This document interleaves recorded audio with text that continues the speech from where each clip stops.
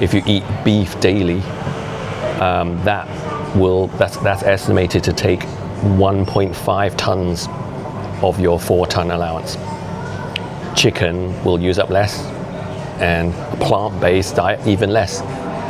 And no doubt lab-grown food, synthetic food will use the least. And so they're going to be, we've heard about WEF trying to push insects on us, because obviously insects will be what they're trying to promote as a way of getting your protein without eating beef. I don't think the elite will be eating many insects, but you will. The poor will. Do you guys remember back in October when Trump appeared on Joe Rogan, as did JD Vance? Both conversations were like 2-3 hours long. Very interesting, and if you haven't watched them, I would recommend that you do.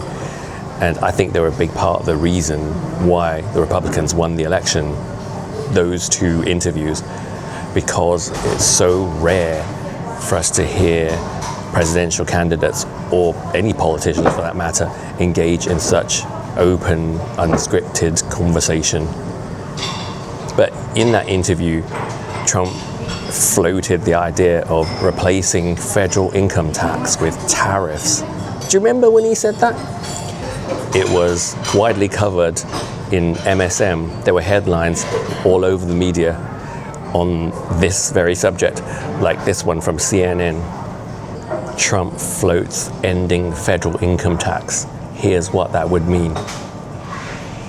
So while I don't think that tariffs are going to replace income tax, there is something that I do think will, and that is carbon credits. So this is an idea that's been gaining traction as a way to fund governments in a changing economy. And if you've been paying any attention at all to all the so-called conspiracies that have been floating around in the last couple of years around WEF, the World Economic Forum, and their ideas for a new carbon tax to replace the income tax system, then you will already know what I'm talking about. And if you don't, that's the purpose of today's video. I'm going to discuss what has been proposed and ask, is this why we hear so much about the climate crisis? Whatever your thoughts are on the climate crisis, whether it's the biggest threat facing humanity or whether you think it's unfounded hysteria, let me know in the comments what you do think. Either way, you can't escape the subject. And why is that? Well, it's a fact that robotics and AI will reduce jobs in the coming years, and this will cut income tax revenue drastically. And so in this video, I'm going to explore how the proposed system for carbon credit allowances and the limits to our carbon consumption, how that's going to potentially replace our income tax system. And I'm also going to talk about the implications this has on wealth equality. So by 2035, automation is going to completely reshape the workforce. I mean, it's already begun. There are already driverless vehicles in many parts of the world, putting drivers out of business. And I think even harder hit is the middle class, because industries like accountancy, which I used to work in, I remember that I spent the bulk of my time sitting there inputting figures. I'd have an envelope full of receipts handed to me, and I would spend literally days going through them, inputting the figures so that our tax software could generate a tax return and inform our clients on what their liabilities would be. And now that's all done with automation. It doesn't require humans to do this anymore. So we had like 60 people in my department sitting there all day inputting stuff who are no longer needed. And same goes with law. I've not worked in law before, but apparently AI can do the job better than a human of researching legislation and applying it and churning out solutions for clients. So as I've demonstrated with these two examples, but there are so many more that I could go into. Automation, AI automation is going to put a huge chunk of the middle class out of work. So while that's going to happen, AI and robots don't earn wages. So income tax, a major source of government revenue, is going to shrink drastically. So governments need to do something about this. They need to continue raising funds for services and infrastructure, roads and hospitals and schools and all that. So what to do? I recently learned a new Cantonese expression from one of my fellow content creators by the name of Tony Sin, who is another British Chinese creator. He said, here in the UK, we are taxed so much. They taxed or we're taxed to the point that our own mother doesn't recognize us. The Cantonese are so eloquent. We have such great expressions. But we are so used to paying income tax. But it hasn't always been the system. It's only been around for 200, maybe 230 years.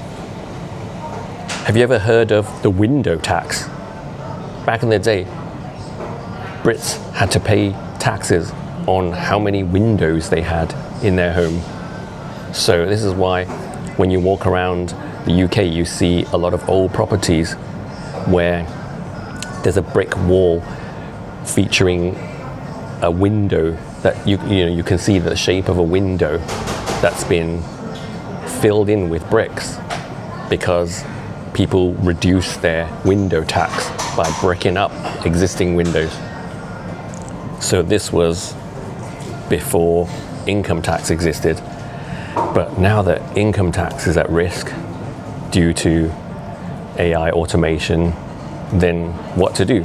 Well, instead of taxing income, the proposal is to tax our consumption, because people will always buy goods and services even without jobs. So consumption then becomes a reliable tax base.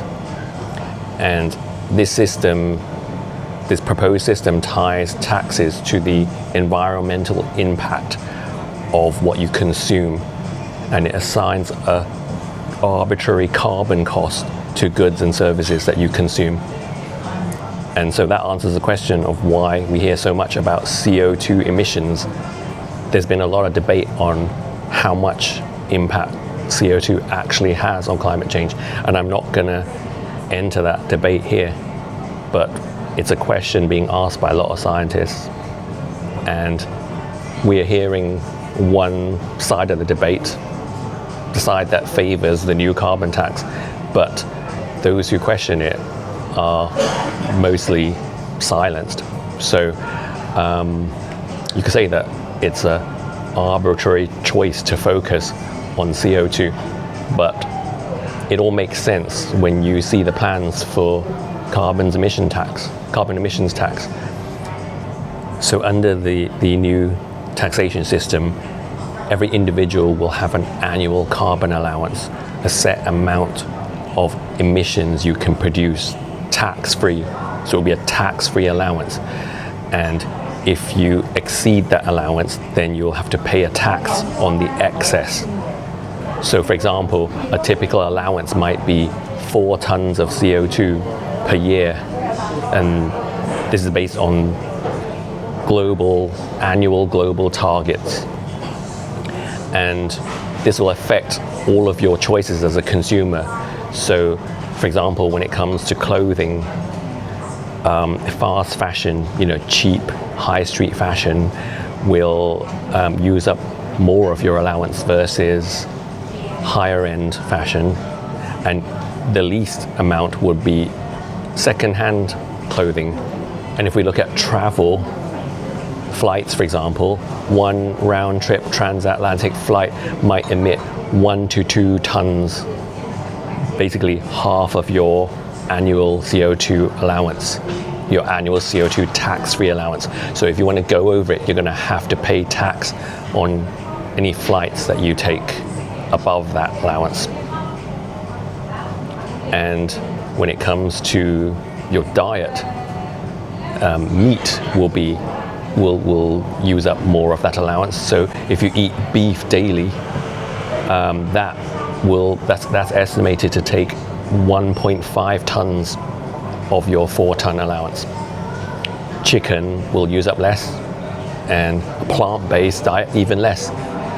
And no doubt lab-grown food, synthetic food will use the least.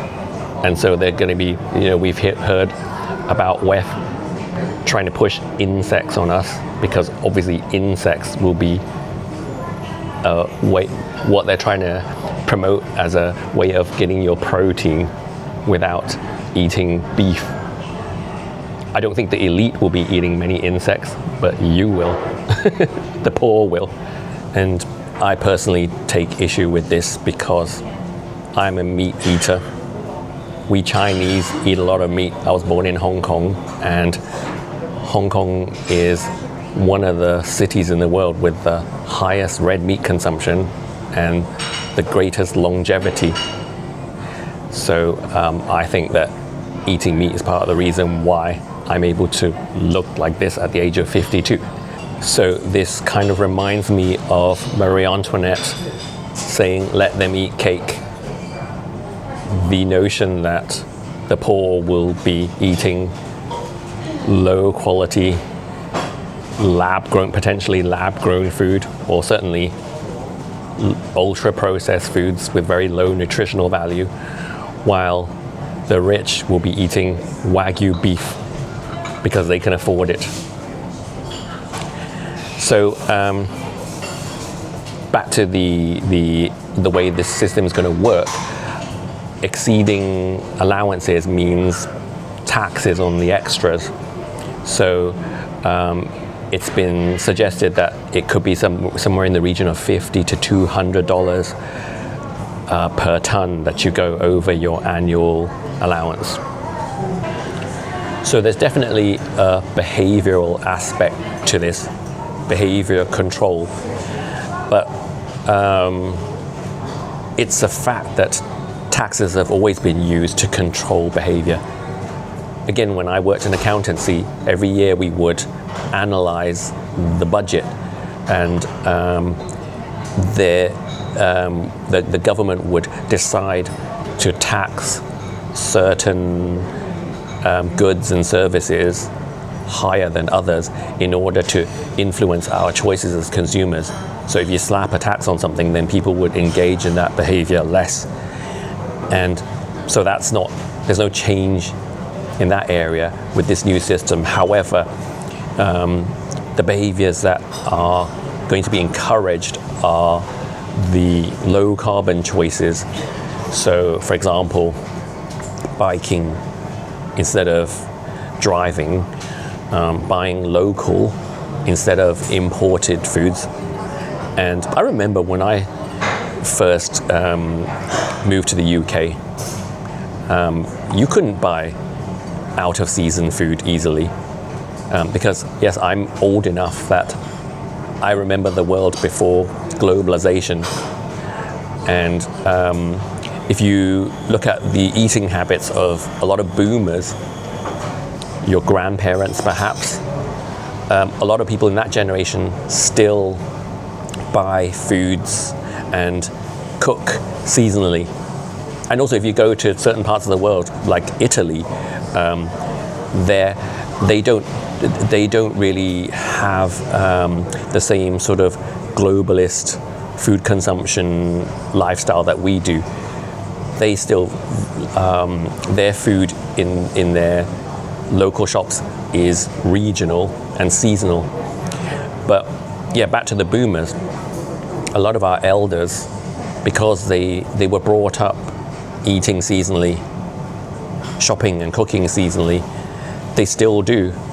So even though you can now go to a supermarket and you can pretty much get anything you want, they will buy produce in the summertime that they associate with the summer diet, and in the winter time they'll buy stuff that they associate with winter and cook and eat accordingly.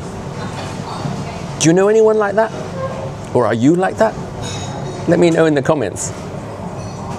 Arguably, it's a healthier way to live, because you could ask yourself, why is it that nature only provides in your environment certain produce in certain times of year? Could it be because those are the things that you need vitamin wise? Like, in the winter you need more vitamin C and vitamin D. Is that why nature only provides those things organically in those times of year? Think about it. But back to this carbon credit system and how it's going to work. In the future world, in the very near future, possibly, in the absence of gainful employment, income generating employment, a huge section of society will be reliant on universal basic income benefits, basically. Government cash in an automated world, because this is all going to have to be managed digitally. And you could say it's going to be a new type of communism. And perhaps this is why government and media over the last decade have been pushing communist ideals so hard. There's just no way around it. Or is there? I don't know. But either way, if we're going to be receiving universal basic income instead of generating income through employment and paying income tax, we will be receiving that money and then we will be spending, because people will continue spending, and that will then ensure continued tax flow. So the World Economic Forum, or WEF, W-E-F, under the leadership of Klaus Schwab, that man who looks like a stereotypical cartoon villain. Actually, he's no longer their leader, is he? He's been replaced. I don't know who his replacement is, but I'm sure they've chosen someone who looks a bit more normal. Anyway, yeah, they've been studying the economic impacts of automation for some time, since I think around 2018, and they've published all kinds of reports and held all kinds of discussions about this and their plans for carbon pricing. And they've justified all of this with the climate change narrative. So the average person will have only seen little snippets, sensationalized, clickbait, outrage generating snippets that have appeared all over social media. But if you really want to know what's happening and you engage with it like I have, you'll know that this is what it's all about. And global corporations are already subject to this taxation system. They already pay carbon taxes under ESG, the environmental social governance system, which is a bit like social credit for companies, where they're rated on their performance. And so that's been in existence for some time, where there are set prices for per ton of CO2 for corporations. So this is just going to be extended to individuals under the personal carbon allowances scheme.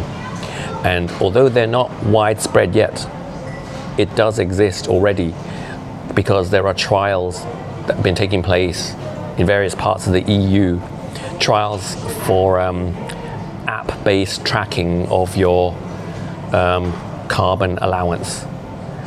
Again, like social credit, like the social credit trials that took place in China, because that's another area where conspiracy world went on overdrive and hyped up these trials that were taking place, which in fact were only trials. There is no functioning social credit system in China. There were just local trials.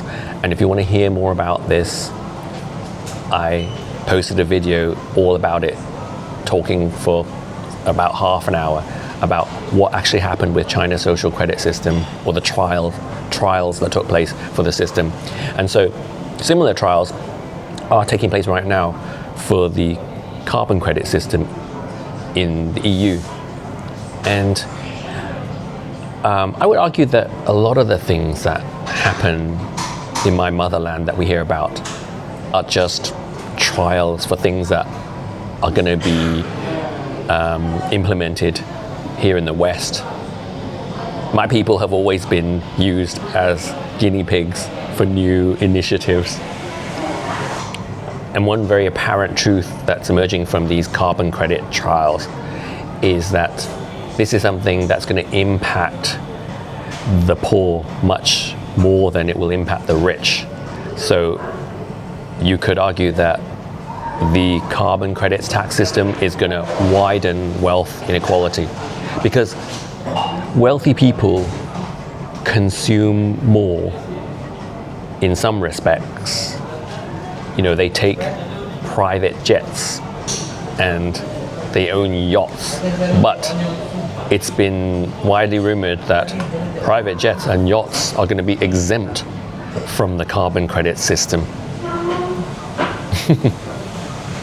But even if that's just hearsay, if it's not true, the wealthy aren't going to have any problems paying that tax, are they? However, it's also been floated that potentially we'll be able to sell our unused CO2 allowance. So, for example, if you haven't taken any transatlantic flights in a particular year, then you could sell that unused allowance. And I think that's not a bad idea. I think a lot of poorer people would welcome that, right? If you can't afford to fly, then you could potentially sell that credit and be paid to not fly. That's not such a bad idea, is it? I mean, that sounds pretty fair to me, no?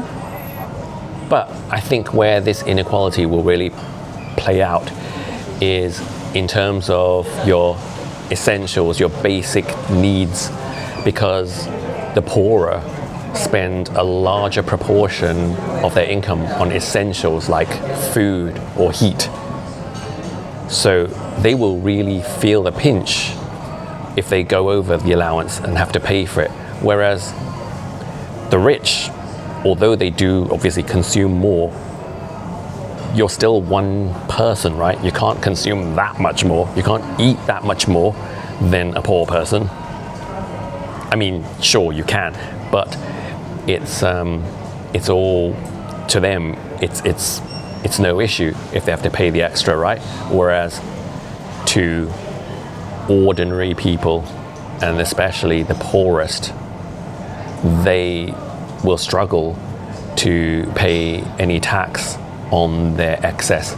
So they'll be pressured to stay within their allowance, which, as I said earlier in this video, may involve eating garbage, because the good food is going to come with the highest CO2 allocation. Wagyu beef is going to cost a lot more CO2 allowance than Haribo's. So what I'm saying is that if the essentials carry high carbon taxes, then obviously the poor will really feel the pinch compared to the rich, who cannot consume that much more as a human than somebody with less money. So they will be proportionally taxed a much lower rate, a much lower proportion of their income. So how fair is this system going to be in that respect? What do you think? And what are your thoughts on the system in general? Do you think it's practical, necessary, or problematic? And does this change your perspective on WEF, the World Economic Forum, and everything you've heard from them? You know their infamous catchphrase, "You will own nothing and you will be happy." Well, yeah, they are envisaging a world where instead of owning a car, you join a car club scheme. I'm a member of one of these schemes. It's great. You just take the car when you need it, and you just pay for your usage, and then you just return it to its designated parking spot for somebody else to use when you don't need it. So one single car can be shared by any number of users, and you're not having to bear the cost of that, of the ownership of that car. So that kind of puts their catchphrase, "You will own nothing and you will be happy," in a different light, right? Personally, I have always been very adaptable and very open to change, and I just take it in my stride. So I have less issue with the system itself than with the way it's being sold. And by that I mean the hysteria that's been created by the media, government and media, in order to push it. The climate change hysteria. And again, I'm not going to say too much about it because we can't, but I think that what they've done to a whole generation of youth, their outlook, their pessimism about the future of humanity, I think has been very damaging. And I have more of an issue with that than the system itself. And also there are concerns about how it's going to be managed, because it will require digital ID and digital currency. And so there are many concerns around what impact that will have on free speech. And that's a subject for another video, which I'm not going to go into now. But what do you think? Let me know your thoughts. And did you feel enlightened by any of this? Did you learn anything new from it? Let me know, and do give this video a like. And if you haven't already done so, please subscribe to my channel. Your support really helps me as a new content creator to find my way within this algorithm, and it enables me to continue bringing you more videos like this. So do please subscribe if you haven't already done so. Thank you very much for listening, and have a great day. Oh, and if you enjoyed this video, do give this one a watch too. I mentioned earlier in this video the Chinese social credit system, the fact that it was just a trial. And so if you want to know all about what happened with that trial and where the system is at today, then do watch this video, because I think there are a lot of parallels between social credit and the carbon tax credit system. Thank you again.